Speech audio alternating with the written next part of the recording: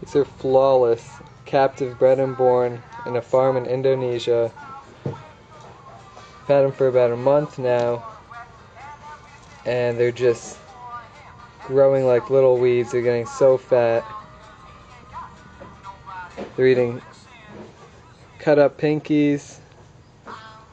We give them wet cat food, ground turkey. This is a perfect age to get them at. Get them nice and hand tame. We feed them off the tongs regularly.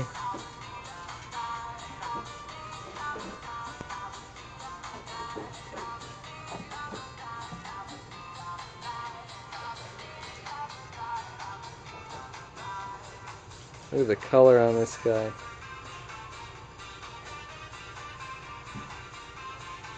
Beautiful.